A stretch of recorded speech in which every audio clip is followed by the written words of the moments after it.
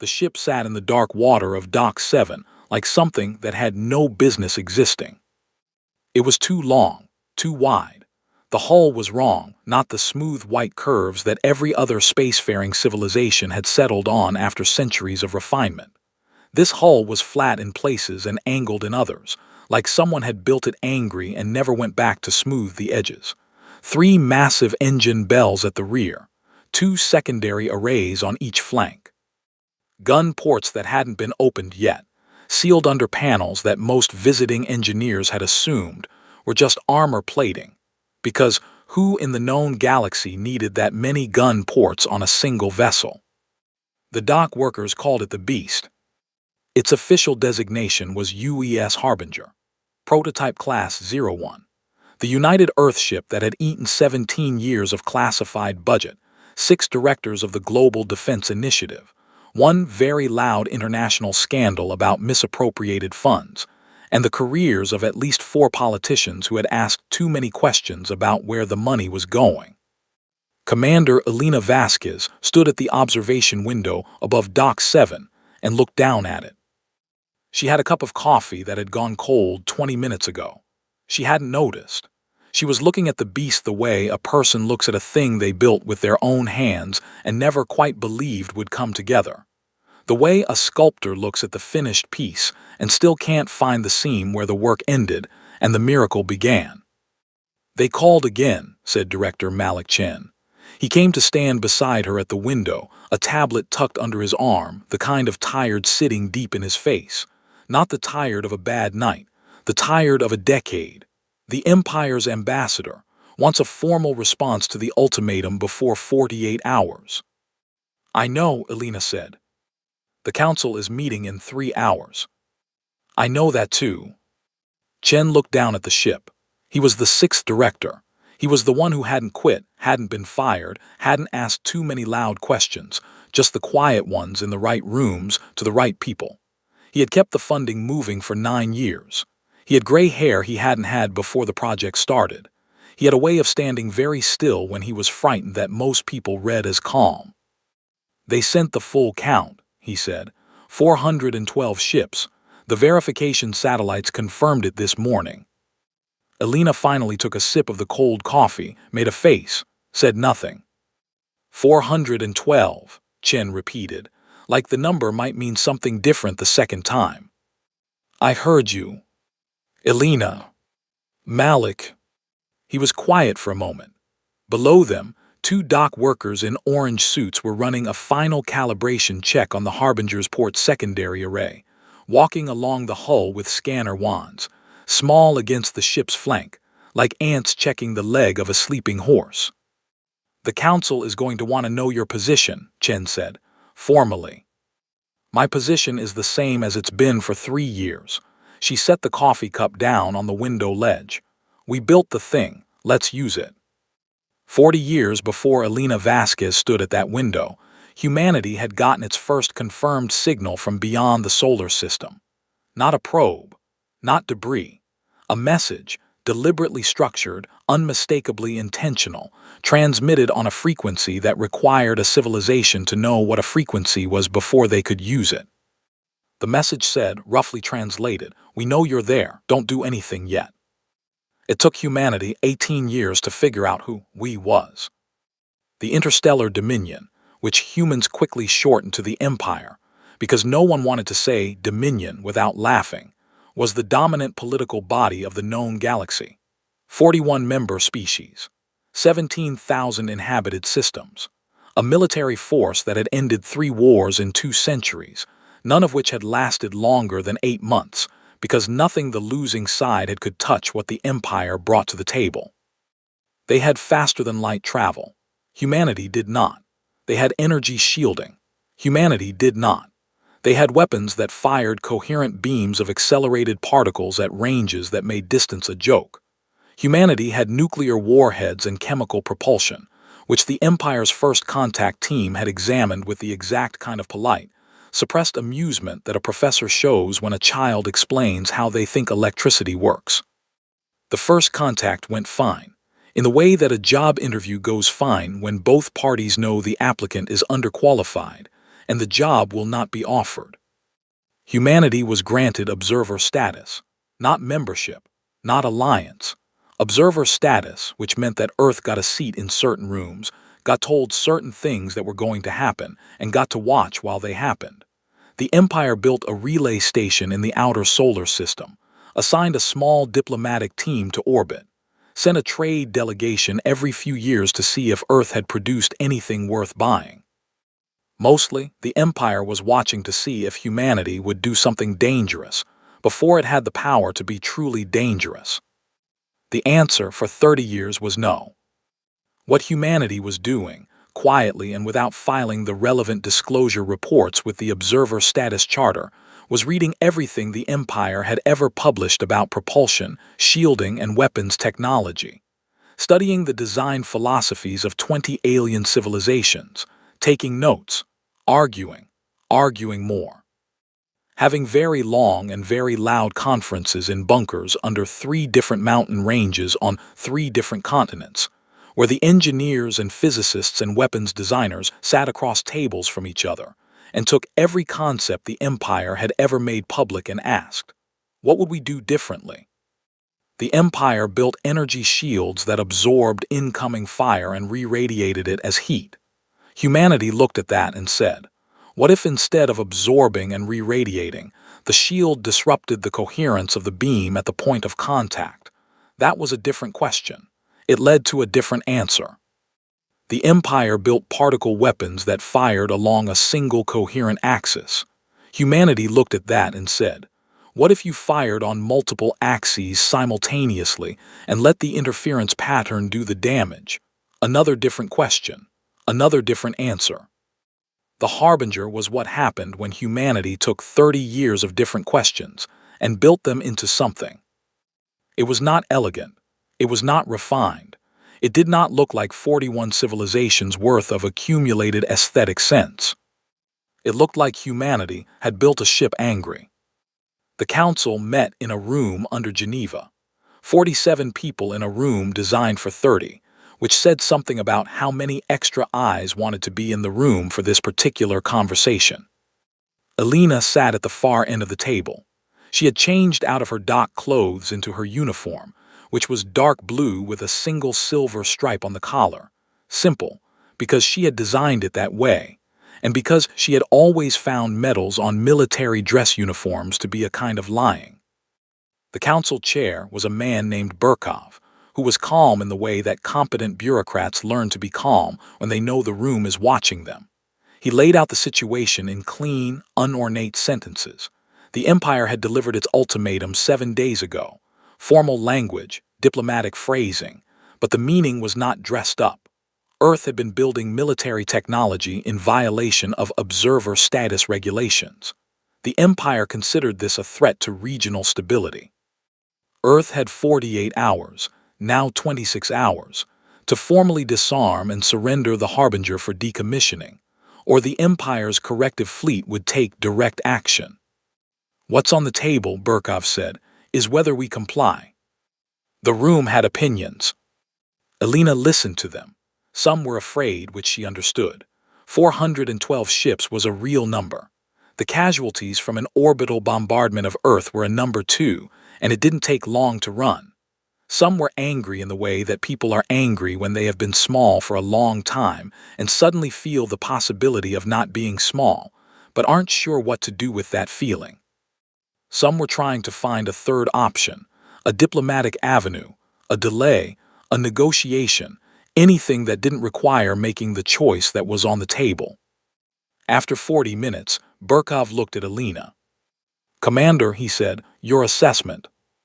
Elena had been sitting with her hands flat on the table, her eyes level. She didn't move when he spoke to her. "The Empire sent 412 ships," she said. "That's not a police action. That's not a corrective fleet. That is an armada. They sent 412 ships to take one from us." Silence. "They're afraid of the Harbinger," she said. "They've seen the satellite data. They've run their own assessment. And they sent 412 ships, which tells me that whatever number they came up with when they modeled what the Harbinger could do, that number scared them."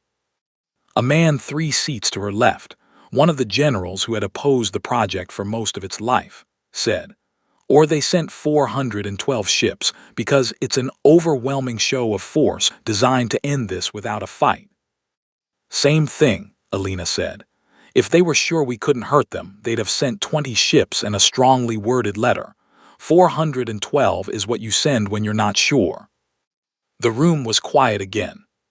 "My assessment," Alina said, "is that we don't give them the ship. We launch. We find out who was right about what it can do." She got the authorization at 300. Not unanimous, not even close to unanimous, but enough. She walked back down to Dock 7 alone. The dock was on minimal night crew, just the essential monitors and one technician at the far end running a heat cycle on the engine arrays. The beast sat in the dark water, hull lights running in low amber standby, and it looked in the half-dark like something that had always been there. Like it had grown from the ocean floor. Like the water had decided, one day, to make something with edges. Alina walked up the boarding ramp, and the ship took her weight, and didn't apologize for any of it. The bridge was smaller than most people expected. Ships the size of the Harbinger in Empire design had bridges the size of basketball courts, all curved screens and wide open space, because the Empire's ship design philosophy had always favored the psychology of command, the feeling of space, of authority, of a captain standing in the center of a wide room and seeing everything at once. The Harbinger's bridge was the size of a large living room, 8 stations, one command chair, central, with direct feeds to every system in the ship hardwired into the arm panels, screens that wrapped around 3 sides, ceiling low enough that a tall person would be comfortable, not awed. It was designed to be worked in, not performed in. Alina sat in the command chair and pulled up the crew manifest. 61 people. The smallest crew ever assigned to a vessel of this class in the history of human space travel, except there was no history of human space travel, so the record was new and theirs alone. She had read every file. She knew where each of them had come from, what they were good at, what they got wrong under pressure. She had chosen all 61 herself. She keyed the ship wide. "This is Commander Vasquez," she said. "We launch in 6 hours. Get some sleep if you can. If you can't, get to your station and run your checks. Either one is fine." She clicked off. Outside, through the dock's high observation windows, the sky above the ocean was still dark. In approximately 26 hours, 412 Empire warships were going to drop out of faster-than-light travel at the edge of the solar system. They were going to form up. They were going to transmit their final demand. And the Harbinger was going to be there to answer it. Alina pulled up the weapons manifest on her arm panel, went through it item by item, the way she always did, not because she didn't know it by memory, she had it by memory, but because the act of going through it was a thing she needed, a way of standing in the reality of what they had built. 32 primary rail accelerators, 16 coherence disruptors, 6 torpedo tubes loaded with kinetic penetrators that didn't have a name in the Empire's weapons catalog because the Empire had never thought to build them. The shield array, the drive system, the 14 other systems that didn't have public names yet because they had been designed in those underground bunkers and had never left them. She got to the end of the list and sat back. Somewhere in the galaxy's most secure strategic databases, the Empire's Admiralty had a file on the Harbinger. She had no doubt about that. They had observation satellites. They had their diplomatic team in orbit. They had almost certainly collected everything they could. What they had collected was the outside of the ship, the hull, the general dimensions, the dock configurations. They had seen the gun ports, or at least some of them, and made their estimates. What they had never seen was what the guns did. Nobody had. The Harbinger was a prototype. It had never fired in combat. It had never been tested against a real target at real range with a real threat on the other side. Everything that Alina knew about what it could do came from simulations, from range tests, from engineers with very confident voices and very large equations. She was about to find out if the equations were right. She closed the manifest, pulled up the navigation display. The solar system spread out in front of her in cool blue light, all the planets in their slow, patient orbits, Earth a small, warm dot near the center. She looked at it for a long time. Then she put the display away and went to get some sleep. They came out of faster-than-light travel in a formation so precise it looked rehearsed. The Empire's fleet had been running this particular maneuver mass emergence in tight grid formation for 200 years. 412 ships dropping back into real space within a 30-second window, spacing themselves at exact intervals, locking their positions before the light from their own emergence could finish crossing the gap between them. It was not just military strategy. It was a statement. It said, "We do not arrive. We appear, all at once, everywhere you look." The Empire called the maneuver the curtain. It worked. It had always worked. The Harbinger's long-range sensors picked up the emergent signatures from beyond Neptune's orbit, and the bridge screens lit up with 412 contact points that bloomed in the display like a field of red flowers all opening at the same instant. Tactical Officer Sergeant Diana Ose counted them under her breath, got to 100, stopped counting, and just looked at Alina. Alina looked at the display. "Plot the formation," she said. "Already running," Osai said. The formation resolved on the main screen, a wide arc, deep and layered, the way you arranged ships when you wanted to present a wall that had no edge to go around. The Empire's flagship sat at the center back, the position of command and also the position of maximum protection, ringed by 3 full destroyer squadrons, carrier vessels on the flanks, fast attack craft seated through the formation's front line like teeth. It was a textbook corrective fleet posture. Alina knew it because she had read every piece of documentation Earth had ever collected on Empire fleet doctrine, and this was Chapter 1. "Open the channel," she said. The communications officer, a young man named Tors who had the specific stillness of someone who had prepared very thoroughly for a thing, and was now discovering that preparation and the real thing were not identical, opened the fleet-wide channel. Static, then a voice. The translation came through the ship's system in flat, clean tones, stripped of inflection, which was the honest limitation of machine translation, and also, Alina thought, probably an accurate representation of how the voice on the other end felt about this conversation. "This is Grand Admiral Ketharin of the 1st Corrective Fleet, acting under authority of the Interstellar Dominion. You have ignored the terms of your final notice. You have 1 hour to transmit formal surrender of the vessel designated Harbinger and stand down all crew. After 1 hour, we will begin." The channel stayed open. He was waiting for a response. Alina leaned forward in the command chair. "Admiral Ketharin," she said, and her voice went out across the channel and across the gap between them and across 412 ships that were each bigger than anything humanity had ever put in space before this moment. "This is Commander Alina Vasquez of the UES Harbinger. We're not surrendering the ship." A pause. "Commander." The Admiral's translated voice had a quality to it that wasn't quite amusement. It was the voice of a man who had delivered this ultimatum before and always gotten the same result, and he was deciding how much patience to spend on the variation. "You have 1 vessel. We have 412. "I know," Alina said. "We're ready when you are." She nodded to Tors. He closed the channel.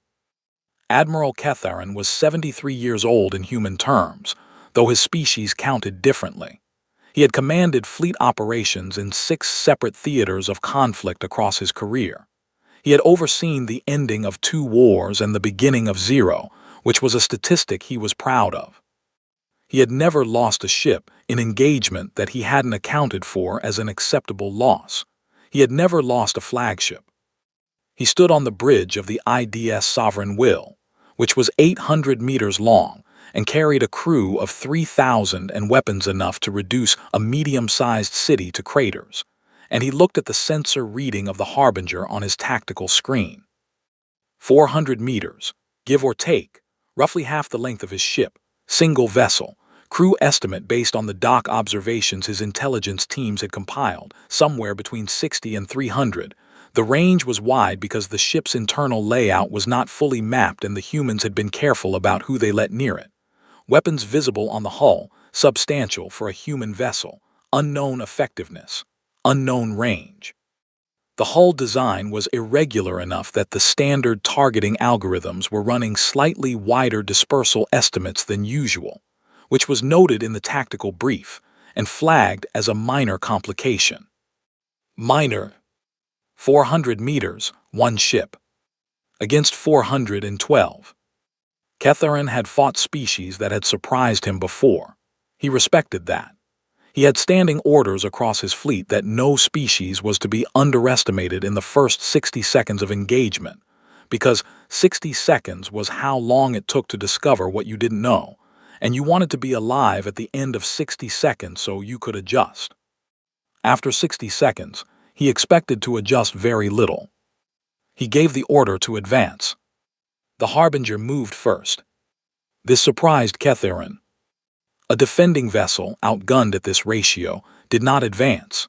It held position, tried to maximize defensive advantages, attempted to find some geographic feature, a planet's gravity well, a debris field, anything to narrow the engagement front. What it did not do was accelerate directly toward 412 ships with all power forward. "It's moving toward us," his tactical officer said. "I see it," Ketharin said. "Should I?" "Hold formation, let it come." The Harbinger crossed the gap at a speed that was faster than his intelligence brief had suggested it was capable of. Not dramatically faster, enough to note. Ketharin noted it and filed it and kept watching. On the Harbinger's bridge, Alina watched the formation on the main screen grow larger in the way that things grow when you are moving toward them, and have decided not to stop. "Range to lead elements," she said. 40,000 kilometers and closing, Osai said. "Fast attack craft on the formation's front edge. Shields active. All weapons to ready."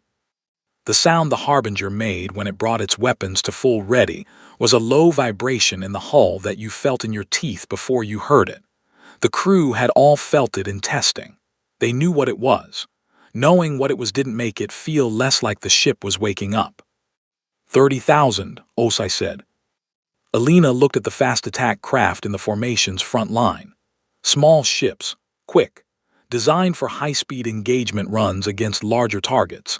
The Empire used them as a first wave, send them in fast, hit hard, pull back, let the destroyers follow through into a disorganized defense. Good tactic. Against everything the Empire had ever fought, a very good tactic.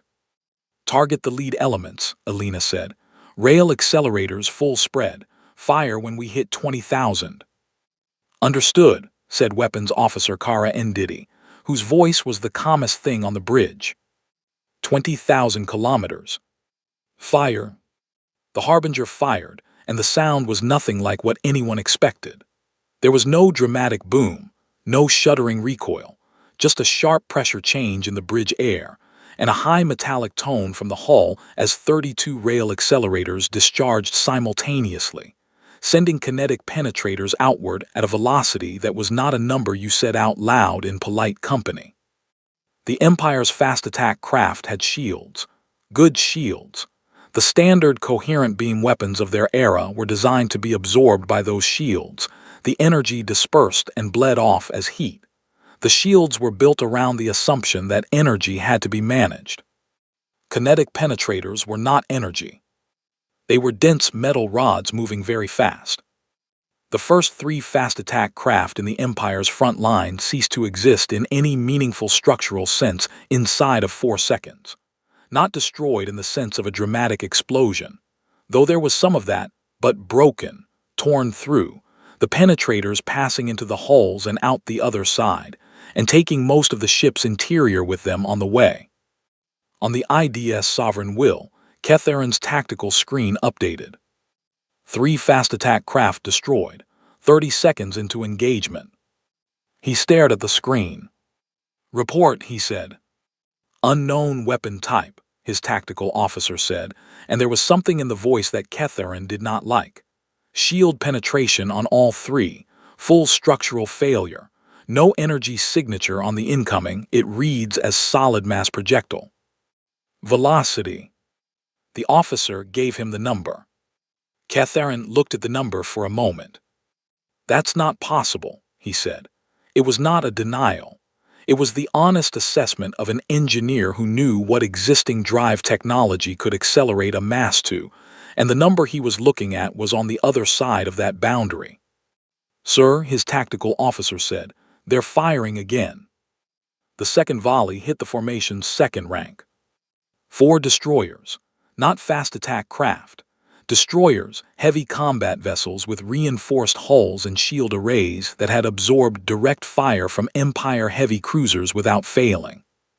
The penetrators hit all 4 in a 2-second window. 2 of the destroyers lost their forward sections. 1 lost main power and went dark. 1, the one that had its shield array at full power and its armor plating oriented toward the incoming fire, absorbed the hit, held for a moment, and then the secondary explosion from the compromised shield system finished what the penetrator had started.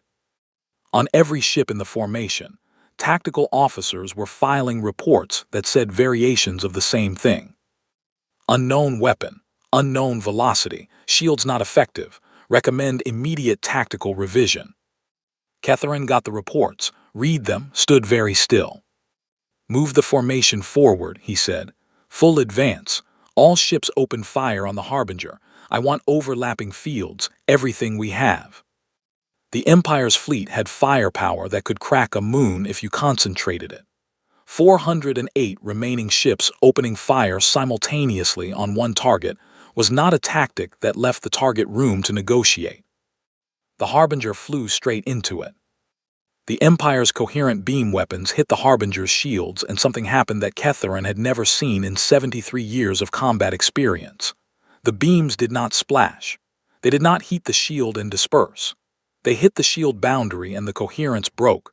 The tight, organized wave structure of the beam came apart the way a perfect line of soldiers comes apart when the ground gives way underneath them, all at once, into chaos. The energy was still there. It still hit. But a coherent particle beam that has lost its coherence is a fraction of the weapon it was a moment ago. The Harbinger's hull lit up with impacts. Screens on Alina's bridge flashed amber warnings, shield strength dropping, systems registering stress. One outer panel on the port flank reading elevated heat. Not zero damage. The math of 408 ships was still 408 ships. But the Harbinger kept moving. Return fire, Alina said. Torpedoes, target the carrier vessels on the right flank. The torpedo tubes opened, and 6 kinetic penetrators of a larger class went out, and behind them the rail accelerators were cycling for a third volley, and the coherence disruptors on the Harbinger's flanks were already doing something to the space around the ship that the Empire's targeting systems would take 3 minutes to notice and longer to understand.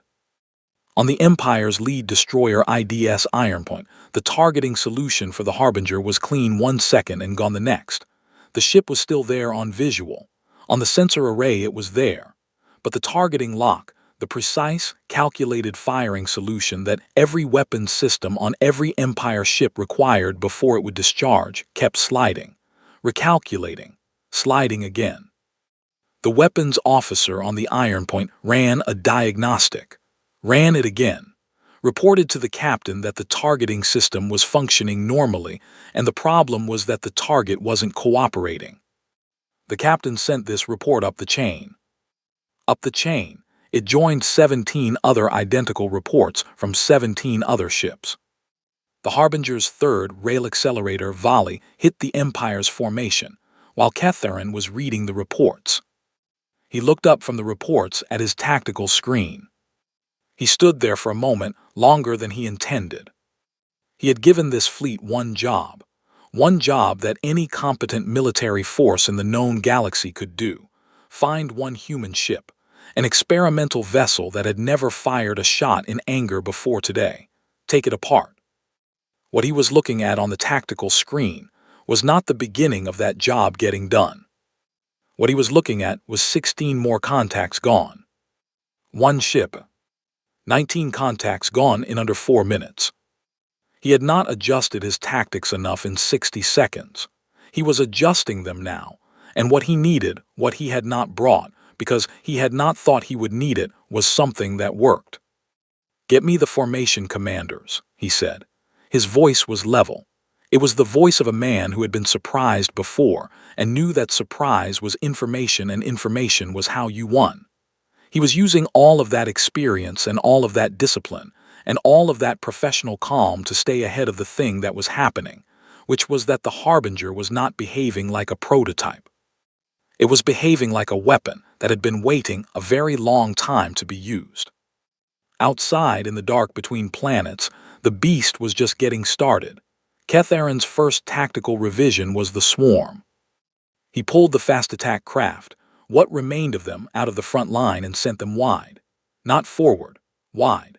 Arced them around the Harbinger's flanks while the main formation held the ship's attention from the front. Fast attack craft were designed for this. Close the distance fast, fire at point-blank range where targeting solutions didn't need to be precise, where the shield stress from multiple simultaneous close-range hits could build faster than the shield array could compensate. It was the tactic that had broken 3 heavy cruisers in the Vashari conflict 9 years ago. The fast attack craft split and ran wide, and came around both flanks of the Harbinger at full speed, 46 vessels converging from 2 directions. Elena watched them come on the rear tactical display. "Osai," she said. "Counting 46, Osai said. 23 each side, they're fast." "I see them." Elena looked at the main display. The formation's front line was still advancing, still firing, still trying to pound the shields down from the front. Double threat. Front and both flanks at once. It was a good move. She had read about it in the captured tactical manuals. She had planned for it. "Ndidi," she said. "Flank arrays." "Ready." "Fire on my mark." Full spread both sides simultaneously. The fast attack craft came in. They were very fast. They were 30 seconds from effective firing range when the panels along the Harbinger's flanks opened. The panels that the Empire's observation satellites had photographed and logged as armor plating, because the Empire's ship designers did not put secondary weapon arrays along a vessel's entire flank, because that was not how ships were designed. You put weapons at the bow and stern, and perhaps some point defense systems along the sides, but not. The panels opened, and there were guns behind every one of them. "Mark," Elena said. Both flanks fired at once. The fast attack craft had no time to break off. They were already committed, already in their terminal approach, already at the speed where turning was a process that took distance they no longer had. The Harbinger's flank arrays were not the rail accelerators. Those were bow-mounted, heavy, designed for long range. The flank arrays were something different, shorter range, higher rate of fire. They had been designed in a bunker in New Mexico by a weapons engineer named Dr. Fatima Akafar, who had spent 11 years thinking about one specific question. What do you do when something gets close? What you did, Dr. Akafar had decided, was fill the available space with enough metal moving fast enough that the available space became uninhabitable. The fast attack craft on both flanks ceased their approach. Some of them ceased everything else too. Ketharin's tactical screen updated. He looked at the numbers. He looked at them for a long moment, doing the arithmetic, and what the arithmetic said was that he had now lost 31 fast attack craft and 14 destroyers in under 8 minutes, and the Harbinger's shields were at his tactical officer gave him the read, 71%. 71. He had thrown the full fire of his front formation at that ship for 8 minutes, and taken its shields to 71%. He had lost 45 ships.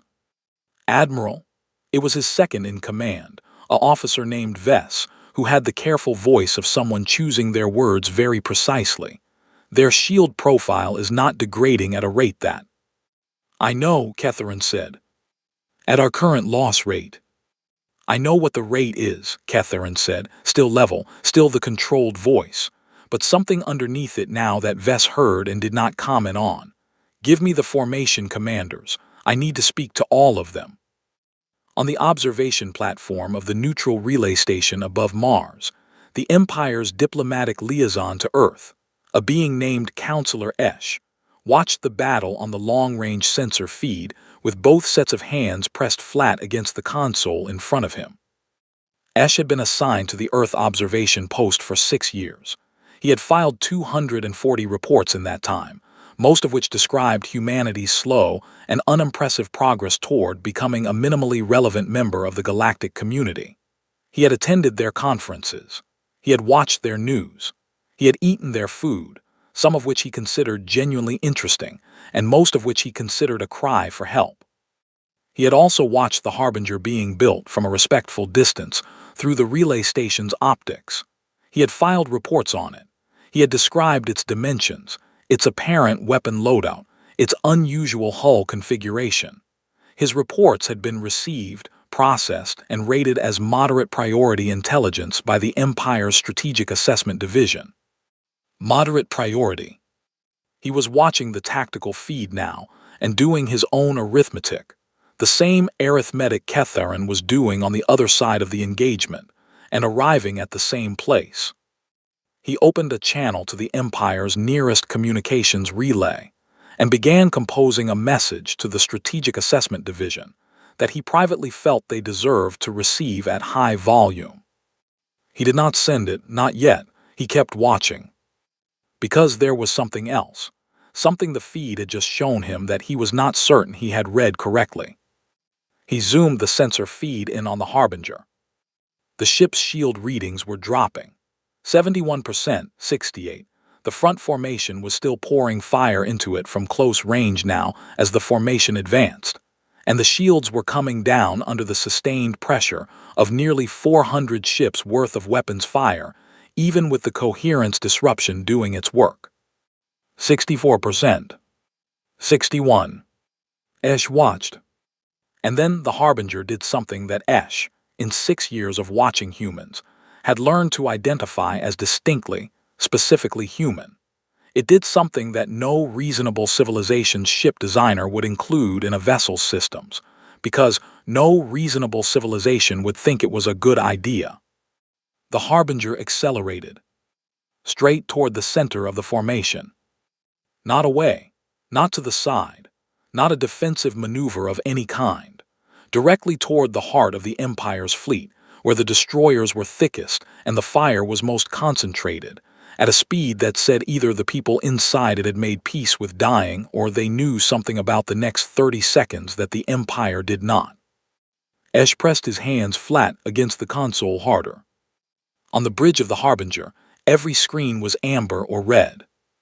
Shields at 58% and dropping. Port flanks showing 2 panel failures. Engine output nominal, but the heat readings on the secondary arrays were climbing past the comfortable range into the range that engineers labeled with phrases like not recommended for extended operation. Range to formation center, Alina said.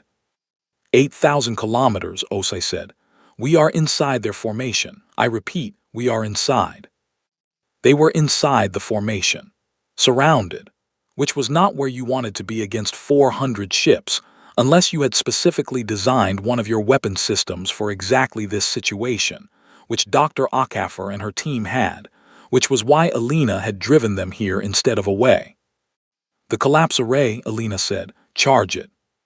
Weapons officer Ndidi looked up from her console. She had known this moment was coming. She had run the simulation 100 times, had read the specs, had sat in the briefing where Dr. Akafer had explained it with the precise calm of a person describing a very normal thing. She had understood it intellectually every single time. Understanding it intellectually and sitting at the weapons console when the ship was surrounded by 400 enemies, and the commander said charge, it were 2 separate experiences. Charging, Ndidi said. Her voice was still calm. She was proud of that.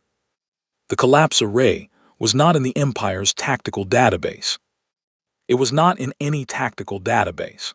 It had been designed from nothing, by humans, based on a principle that the Empire's physicists had described in theoretical papers 30 years ago, and then set aside because the engineering required to make it practical was considered too complex, and the tactical application was too situational to justify the resources. The situational application was this: if you were surrounded, and you needed to not be surrounded, and you were willing to accept some risk to the ship's own systems to make that happen, the collapse array generated a tightly focused gravitational disruption field that extended approximately 3,000 kilometers in all directions from the ship and lasted for approximately 4 seconds. During those 4 seconds, anything within 3,000 kilometers that had a drive system experienced that drive system shutting down. Hard, not a soft power-off. A forced interruption of the drive field at the hardware level, the kind of interruption that took time to recover from and occasionally took pieces of the drive system with it when it went. 4 seconds, 3,000 kilometers, everything in that bubble stopped. The charging tone in the hull was different from the weapons-ready vibration. It was higher, sustained. The crew called it the whine because that was what it was. The whine built. Catharin felt it before his instruments reported it. Not through any alien sense, through the simple physical fact that when a gravitational disruption field of that magnitude begins to charge, it interacts with the mass of nearby objects in a way that the inner ear of most sentient species interprets as wrongness. A feeling of the floor not being where it was a moment ago. He had never felt that feeling on a ship before. "What is that?" he said, not as a question, not as a command, just as words that came out. His tactical systems had no answer. They were looking for an energy weapon signature, a torpedo launch, a beam charge. They were not looking for what was coming because they had no record of what was coming. The whine peaked. "Fire," Alina said. The collapse array discharged. The silence after it was the strangest thing. Not real silence. The bridge was still full of alert tones. The hull was still registering impacts. TORS was still reading incoming communications that were now all overlapping each other in the same frequency band. But the specific quality of noise that a massive fleet makes when it is firing everything it has at a single target, that stopped. Because the ships within 3,000 kilometers of the Harbinger had stopped.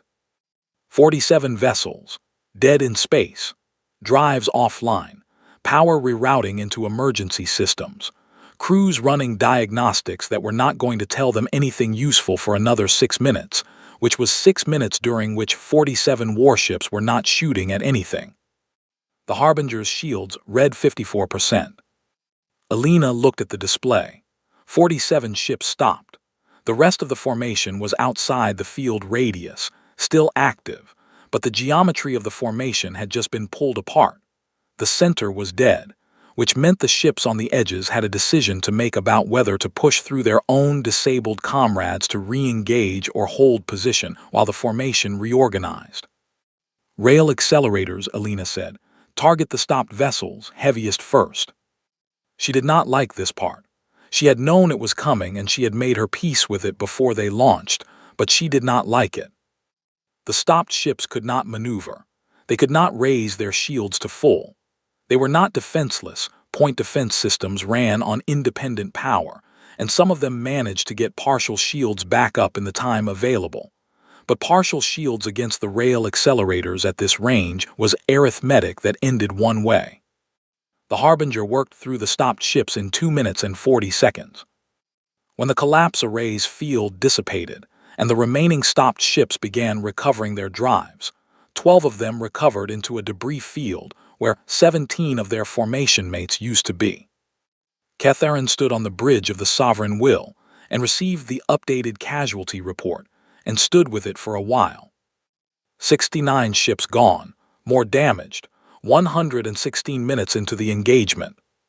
He had 343 ships left, and a Harbinger that was still functional and still inside his formation, and still accelerating toward him, specifically, toward the Sovereign Will at the formation center, with its shields climbing back towards 70% as the fire reduced and the array had time to recover. "Admiral," Vess again with the same careful voice, "at current attrition rates." "The formation is not working," Catharin said. "No, sir." "Spread them, take the formation apart. Individual ship engagements, maximum dispersal. make them chase separate targets. It was the opposite of everything Empire doctrine said. You did not disperse a fleet. You kept concentration of force. Concentration of force was the principle that had won every engagement in 2 centuries of imperial military history. But concentration of force assumed that the enemy could not sit inside your formation and shut off your engines. Vess gave the order. The formation began to spread. Alina watched it on the main display. The tight grid dissolving outward, ships peeling off in different directions, the organized wall becoming a scatter. She picked up her coffee cup. It was still warm.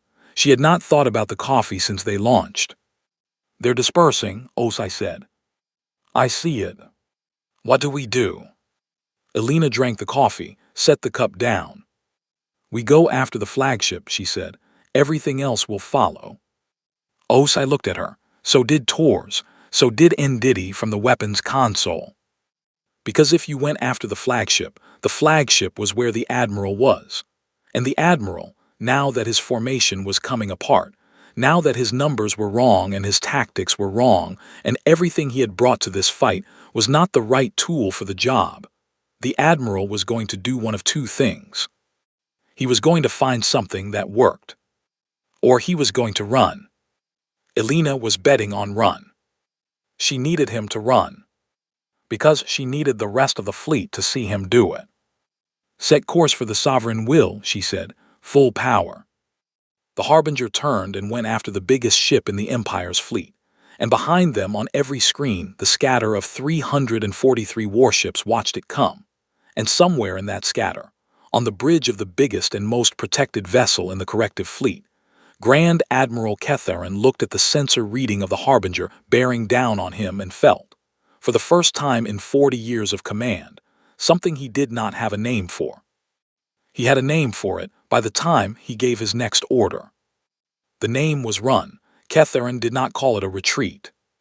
He called it a tactical repositioning.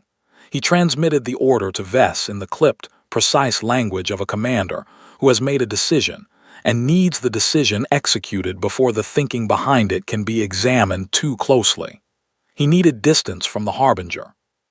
He needed to get the sovereign will outside the range of whatever the disruption field was, recalibrate his targeting systems, and reassess the engagement from a position that did not have a 400-meter problem bearing down on him at full power. Tactical repositioning. Vess repeated the order without comment. The sovereign will turned. It was a big ship. Turning took time. In that time, every vessel in the dispersed formation, 343 ships scattered across a volume of space the size of a small country, received the same sensor data, the same image on their tactical screens. The Empire's flagship, the largest and best protected vessel in the corrective fleet, turning away from one human ship. Nobody said anything on any of those bridges. Nobody had to. Alina watched the flagship turn on the main screen. "There it is," she said. Not to anyone in particular, to the room, to the ship. The Harbinger felt different in that moment, or maybe she felt different. Which was the same thing when you had been in command long enough that the boundary between yourself and the ship blurred in ways that were hard to explain to people who hadn't sat in this chair. "He's running," Osai said, and her voice had something in it that wasn't quite disbelief. It was the sound of a person watching something they calculated was likely and still not quite believing it when it happened. "He's repositioning," Alina said dryly. Ndidi made a sound, not a word, just a sound. "Maintain pursuit," Alina said. "Keep him running, don't fire on the flagship yet." Tors looked up from communications. "Commander, we're getting hails from 14 separate formation vessels. They're requesting, it looks like they're requesting ceasefire terms." Alina looked at him. 14. 15 now, Tors said. She had known this was possible. She had briefed it as a possibility. The logic was clean. A fleet's morale is tied to its command structure the way a building is tied to its foundation. You do not take down a building by hitting the walls. You go for the foundation. If the flagship ran, the fleet saw the flagship run. and a fleet that has watched its admiral run from one ship has a question to answer, not a tactical question, a personal one, about what exactly they are still doing here. Don't respond to the ceasefire hails yet, Alina said. Keep them waiting. Tors open a channel to Earth. Director Chen. In the operations center under Geneva, Malik Chen had not sat down in 4 hours. He had watched every second of the engagement on the main display. He had watched the tactical count climb, 10 ships, 20, 40, 69, and he had felt something that he could not have accurately named, a mixture of vindication and horror, and a third thing that had no word, the feeling of watching something you believed in for 17 years prove itself in the most brutal possible way. The room around him was silent in the specific way that rooms go silent when everyone is watching something that is larger than any of them, and nobody wants to be the first to speak and break the spell of it. When Alina's channel opened, the room came back to life. "Commander," Chen said. Malik, her voice on the channel was level, not excited, not relieved, level the way it always was, which was what he had hired her for. "The flagship is running. 15 ships requesting ceasefire.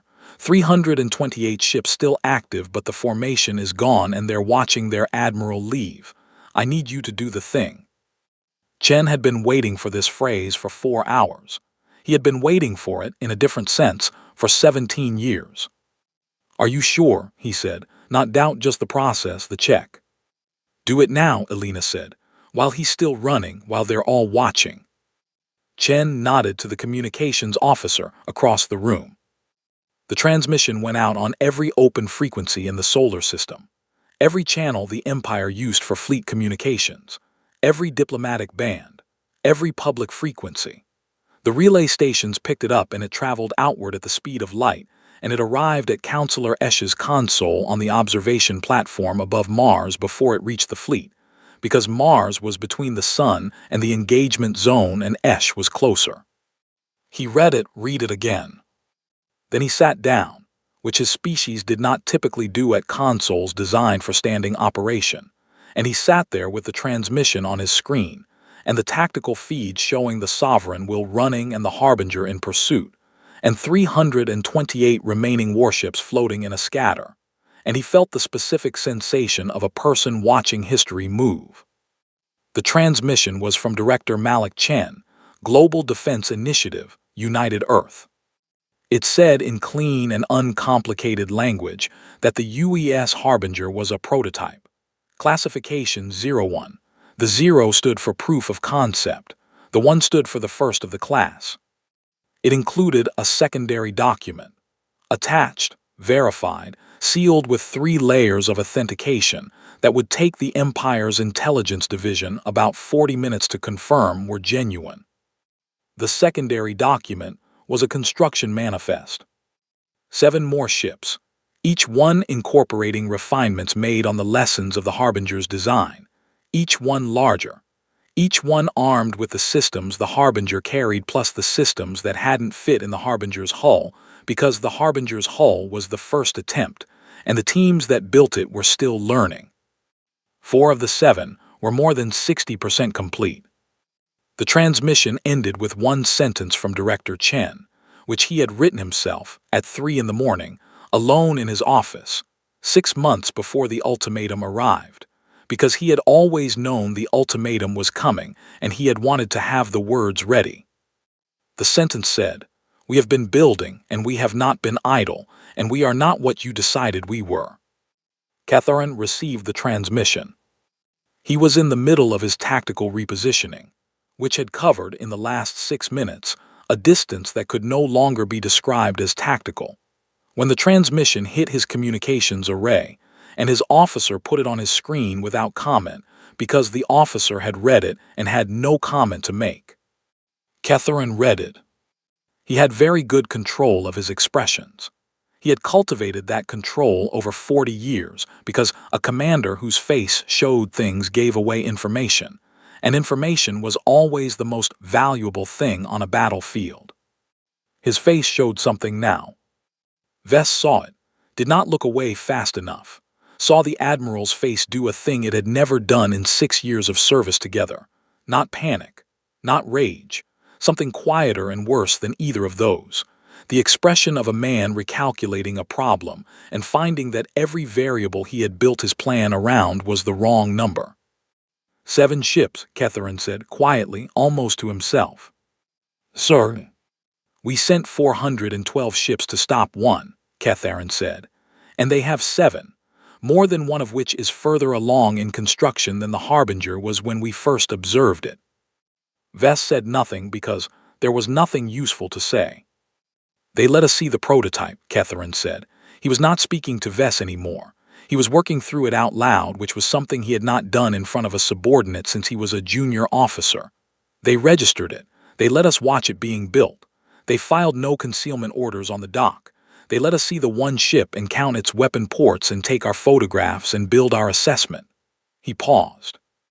Because they wanted us to bring everything we had against the one they were willing to show us. The tactical display still showed the Harbinger behind them, still in pursuit, not closing the gap, not trying to. Alina was too smart for that. She was keeping the distance exactly where it was, keeping the sovereign will in a controlled run that lasted exactly as long as she wanted it to, but not dropping back either.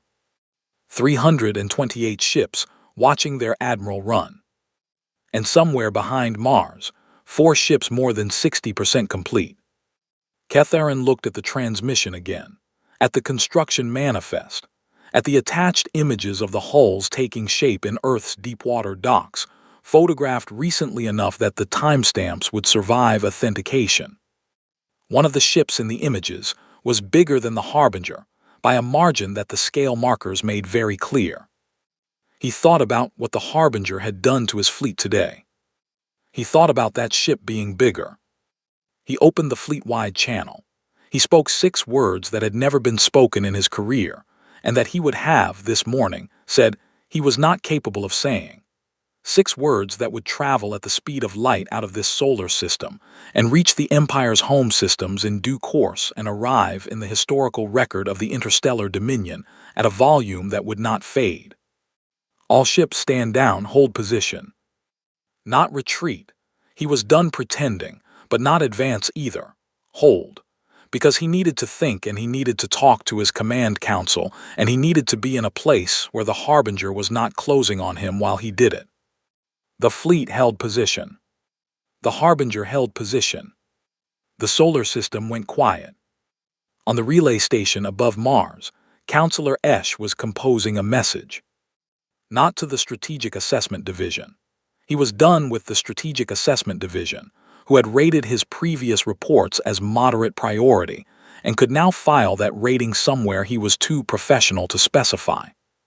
He was composing a message to the Imperial High Council directly, 7 members, the governing body of the interstellar dominion.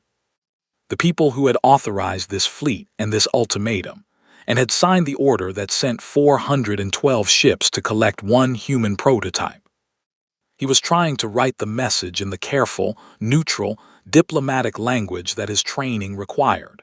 He had been trained for 20 years to write in that language. He had always been good at it. He was having difficulty. What he wanted to write was, "You have made a mistake of a type that does not unhappen." What he wrote instead was a precise accounting of the engagement, the current fleet status, the content of Director Chen's transmission, and a formal recommendation that the High Council consider opening direct diplomatic communication with the human government before the 4 ships that were 60+% complete were 100% complete. He attached the construction manifest. He sent it at the highest priority classification available to a field counselor, which was a classification he had never used before because he had never been in a field situation that required it. He sat back and looked at the tactical feed. The Harbinger was sitting in the dark between the scattered remains of the corrective fleet, shields at 83% and climbing as the engagement pause let the array recover, hull temperatures dropping back to normal operational range. Still, patient. Esch had spent 6 years watching humans, watching their news, their conferences, their arguments, their strange and persistent habit of pouring effort into things that other civilizations had looked at and decided were not worth the trouble. He had watched them build the Harbinger with a kind of polite professional disbelief, not because he thought they couldn't do it, but because he had assumed they were doing what civilizations at Earth's development stage always did, which was build the thing they had been shown how to build. They had not built the thing they had been shown how to build.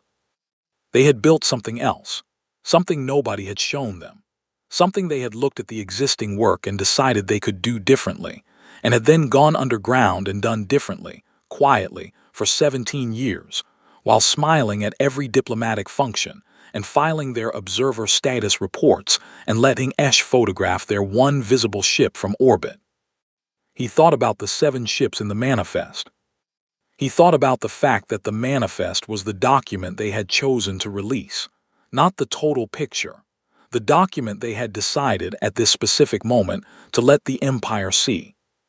There was a question underneath that thought that Esh did not want to look at directly, but could not stop looking at. Which was, if this is what they chose to show us today, what else are they still not showing us? Elena stood the Harbinger down from combat alert at the 4-hour mark. Not stood down completely, shields stayed active, weapons stayed in ready state, the crew stayed at their stations. But she cut the full alert status because full alert status burned the crew, and the crew had been burning since before they launched, and she needed them sharp for whatever came next. Whatever came next was going to be decided by what Catherine did in the next few hours. He was going to call home. He was already calling home.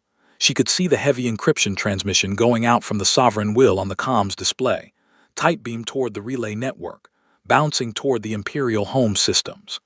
He was filing his report and asking for guidance and waiting for someone with more authority than him to look at the situation and decide what a situation like this was worth. She knew what it was worth. She had known for 17 years. Chen's voice came through her earpiece, private channel. High Council is going to want a conversation. Good, she said. They're going to come in hard. They're embarrassed and they're scared, and those are not comfortable things for a civilization that hasn't been scared in 200 years. Good, Elena said again. Elena. Malik, we just showed them what we built. She looked at the main display, the scattered fleet, the running flagship now holding position, the solar system around them quiet. Now we show them what we want. Chen was quiet for a moment on the line. Then, the council's already arguing about terms. They can argue, Elena said. We have time. She looked out at the stars. Not through a window. The Harbinger had no windows on the bridge, just screens, just data. But she looked at the starfield image on the main display, the way people have always looked at stars when they are sitting in the middle of something large and trying to hold the shape of it in their minds. 328 ships holding position, a flagship that had run, a transmission out across the galaxy that said we are not what you decided we were. And 7 more ships in the water back home, growing. The Harbinger sat in the dark and waited, and the dark was theirs. The High Council's response came 11 hours later.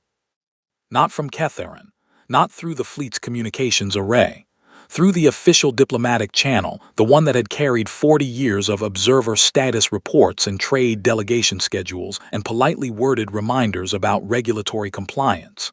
The channel that had always, until this moment, carried traffic in one direction, from them to Earth, instructions, assessments, notices.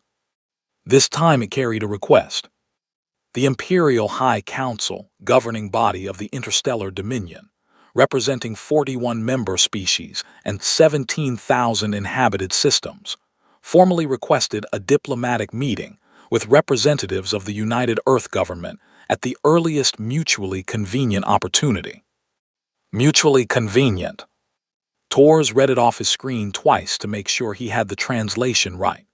Then he turned to Elena with the expression of a man who wanted very much to say something, but couldn't find the words that were big enough. Elena read it herself. Tell them tomorrow, she said. 1400 hours, Geneva. They can use the same conference room they used for the observer status meetings. She had specifically chosen the same room. Chen had asked if she wanted somewhere larger, more formal, more appropriate to the occasion. She had said no. The same room, the same table. She wanted whoever walked in there for the Empire to sit down in the same chairs where humanity had sat for 30 years being given instructions, and she wanted that to be the first thing they felt when they walked through the door. Torres sent the reply. Catherine began his fleet's withdrawal 6 hours after the stand-down. Not fast. There was no running now. That had happened once, and it would sit in the record, and he could not undo it, but he would not do it again. The withdrawal was slow and ordered, the fleet reassembling into a loose formation, and moving back toward the system's edge where the faster-than-light jump points were, moving at a pace that said we are leaving because we have chosen to leave, even though everyone watching knew the real sentence was longer and ended differently. He filed his after-action report from the Sovereign Will's bridge while the fleet moved. It took him 4 hours to write a document that was usually 2 pages.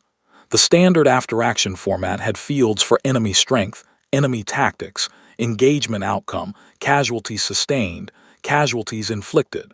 The casualties inflicted field was the problem. The answer was 1 ship, slightly damaged.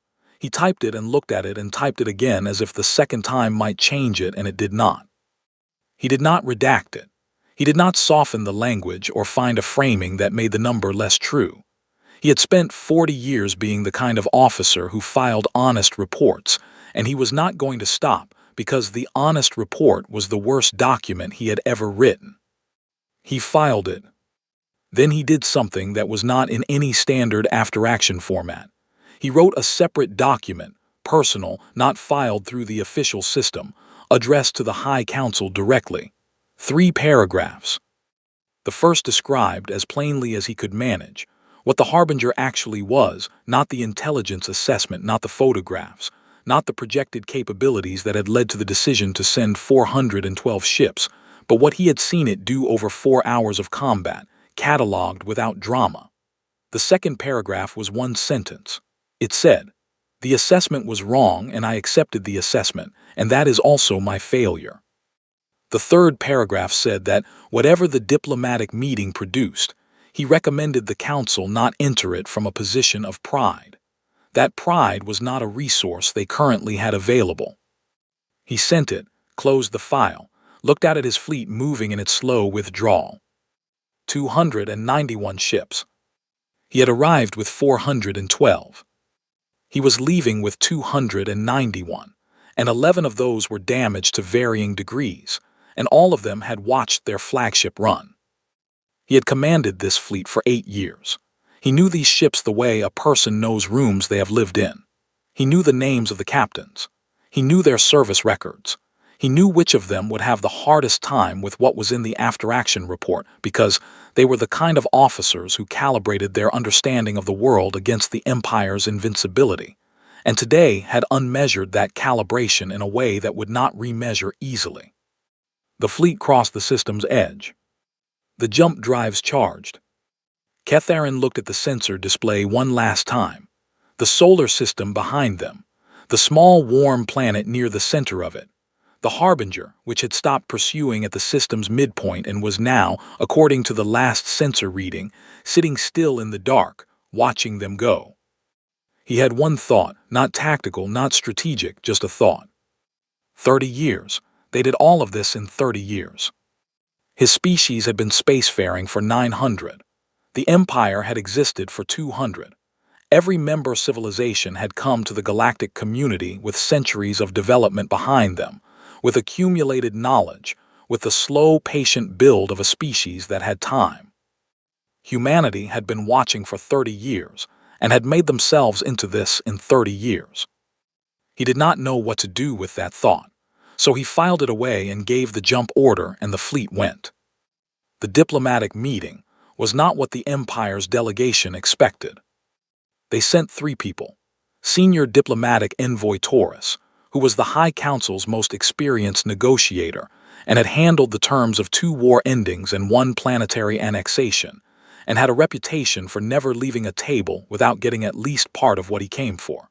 His 2 advisors. They arrived in Geneva at the appointed time, and were shown into the conference room by a human aide who offered them water and said nothing else. The room was smaller than Taurus had expected. The table seated 12, and there were 3 chairs on one side and 3 on the other. Taurus sat in the center with his advisors on either side. Across the table were Director Chen, a legal officer whose name Taurus had been given in the briefing, and Commander Elena Vasquez, still in her uniform dark blue single stripe. Taurus had been briefed on all 3 of them. He had reviewed the tactical footage. He had read Ketharin's after-action report. He had come to Geneva with an offer that the High Council had authorized, and that Taurus privately considered more generous than he would have recommended, given the circumstances, because the circumstances were what they were, and there was no point pretending otherwise. He laid the offer on the table before the opening statements were finished. Full member status in the Interstellar Dominion, a seat on the Council's outer assembly, trade access at member rates, the fleet withdrawal already in progress, formal acknowledgement that the Harbinger's construction did not constitute a violation of observer status terms, which was a legal reinterpretation that the Empire's lawyers had worked on through the night, and which Taurus personally thought was creative to the point of fiction, but it was what they had. It was a good offer. Taurus had seen smaller civilizations accept smaller offers with more gratitude. Chen listened to the whole thing, then he looked at Elena. Elena looked at Taurus. "That's the offer," she said. "It was not a question." "That is the offer," Taurus said. "I think you'll find it." "We want full member status," Elena said. "We also want the observer status framework dissolved for all current observer civilizations, not just us, all of them." Taurus paused. There were currently 11 civilizations holding observer status in the Interstellar Dominion. 11 species at various stages of development, sitting in the waiting room of the galactic community, being assessed, being watched, being given the same polite and suppressed evaluation that Earth had received for 30 years.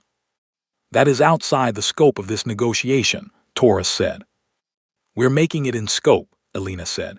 "Observer status is a system designed to keep developing civilizations from developing in ways you don't approve of. We understand the impulse. We also built 8 warships while holding observer status, so the system does not work as advertised." She let that sit for a moment. "Dissolve it. Offer membership tracks to all current observers. That's our condition." Taurus looked at her, then at Chen. Chen had the expression of a man watching someone else do exactly what he would have done. "You're asking us to restructure 40 years of diplomatic framework," Taurus said. "We're asking you to stop running a waiting room for civilizations you decided weren't ready yet," Elena said. "You didn't decide correctly about us. There's a reasonable chance you haven't decided correctly about some of the others either." Taurus sat with this. He had not been authorized for this. It was not in the scope of what the High Council had briefed him for. He would need to send back to the Council, and the Council would need to discuss it, and there would be factions against it and factions for it, and the whole machinery of imperial governance would grind through the question over weeks or months. "I'll transmit the request," he said carefully. "Thank you," Chen said. The meeting ran for another 2 hours on secondary terms, trade protocols, communication frameworks, the formal acknowledgement document. And when it was done, and the Empire's delegation was being escorted back to their transport, Taurus stopped at the door and looked back at Elena, who was still at the table gathering her notes. "Commander," he said, "the fleet, 412 ships." He seemed to be choosing his words. "You knew what we would send." "We had estimates," Elena said. "You let us see exactly what you wanted us to see." She looked at him. "You observed us for 30 years, envoy. It would have been strange not to pay attention." Taurus left. The news traveled fast. Not all news traveled fast. The galaxy was large and signals took time. But a corrective fleet withdrawing from a system it had entered with 412 ships and left with 291 was a signal that did not need a transmission. The withdrawal itself was the broadcast. Fleet movement that size left traces in a dozen independent sensor networks. The independent networks talked. The story assembled itself from the pieces, raggedly and fast, the way big stories always do. By the time the Interstellar Dominion's Public Affairs Office issued a formal statement, careful language, minimal detail, no casualty figures, the story was already everywhere, and the formal statement was already behind it. In the outer systems, in the civilizations with observer status who had spent years in the same waiting room Earth had occupied, the story moved faster than anywhere else. It moved at the speed of people sending it to each other. Person to person, system to system, the specific velocity of news that matters to the people receiving it. It was not just that Earth had fought. Plenty of civilizations had fought the Empire. Some of them had fought well and lost and been absorbed. The fight was not the story. The story was 30 years of watching and learning and building in secret and smiling at the diplomatic functions and letting the Empire photograph the ship they were willing to show. The story was that, when the ultimatum came, they had answered it with one vessel, the one everyone already knew about, and the one vessel had been enough, and behind it were 7 more that nobody had known about until the moment it was useful to know. The story was, they were never what we assessed them to be. They were what they were building, and we couldn't see it. In 11 different star systems, 11 different observer civilizations read that story. Some of them had been in the waiting room for longer than Earth. Some of them had stopped building certain things, quietly, when the Empire's observers noticed and filed reports. Some of them had docks that had been empty for a long time. The docks were a long way from full. But the story had arrived, and the story was a kind of permission, and some of those docks would not stay empty. Alina went back to the Harbinger the evening after the diplomatic meeting. She did not have a specific reason. There was no launch scheduled, no systems check that required her physical presence. The ship was in Dock 7 under post-engagement maintenance, hull techs crawling over the port flank panels, the engine arrays running a passive cool-down cycle. The weapons systems locked down and logged for inspection.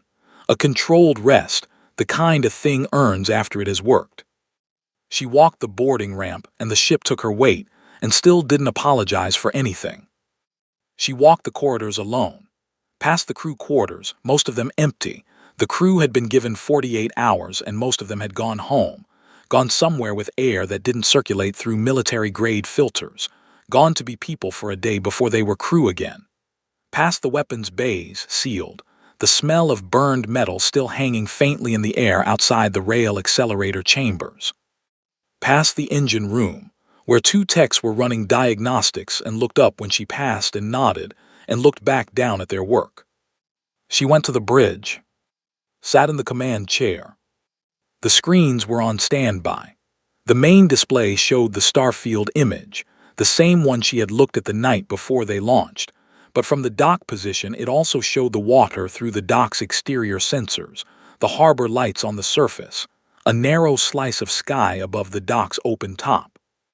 Earth sky. She had spent 4 hours fighting in the dark between planets, and now she was looking at sky, and it was the same sky it had always been, the same specific blue-gray of late evening over water, and it was the most ordinary thing she had ever seen, and she could not stop looking at it. She thought about the document Chen had released, the 7 ships, the manifest with the photographs. She thought about the fact that the manifest was true, the ships existed, the construction percentages were accurate, the images were real. She had insisted on that. No bluff. Nothing that didn't exist. The Empire would authenticate every line, and every line would authenticate clean, because the moment you showed them something false, you had spent the one thing you could never buy back. She thought about what Taurus had said. You let us see exactly what you wanted us to see. 30 years of careful watching, and they had never looked close enough, never asked the right question, never considered that the civilization in the waiting room might be spending its time in the waiting room very productively. They had seen humans building something and assumed they knew what it was. They had not asked what humanity would do differently. That was the question. That had always been the question. Not can they build it, but what will they build when they decide to build something entirely their own? The Harbinger answered that question. It was not beautiful. It was not elegant. It did not look like it belonged in the same sky as the things the Empire built. It looked like something that had been constructed by people who were not trying to belong in that sky, who were trying to own it. Elena sat in the command chair for a long time. Tomorrow there would be more meetings. Terms to finalize, frameworks to draft, the 11 observer civilizations sending quiet diplomatic inquiries that the Earth government would have to answer, the whole machinery of a changed world starting to move. Chen had a list of items 17 pages long that needed her attention before the end of the week. Tomorrow. Tonight the ship was still, and the harbor lights were on the water, and somewhere above the dock's open ceiling the sky was the color it always was, the specific ordinary color of the planet she had taken one ship out to protect. She looked at it until the light was gone and the stars came through, and the stars were the same stars they had always been, and they looked, for the first time, like something that was theirs.